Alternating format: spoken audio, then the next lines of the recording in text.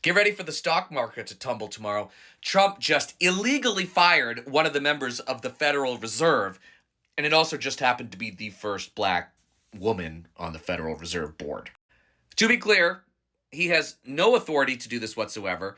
They are arguing that she was potentially accused of mortgage fraud, and that's why they're getting rid of her, which I would think if you actually cared about democracy, you would let that run its course before you do something like this.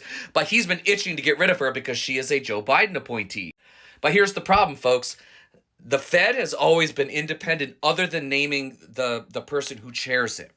And then appoints the people when the seats open, sort of like the Supreme Court. But they've had no direct intervention on the Fed ever.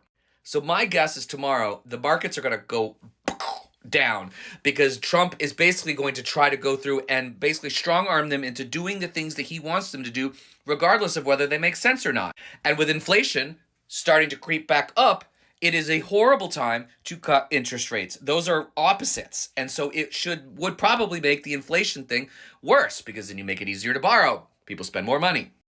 This is dangerous. This is reckless. And for those of us who have been screaming about threats to democracy, this is another one.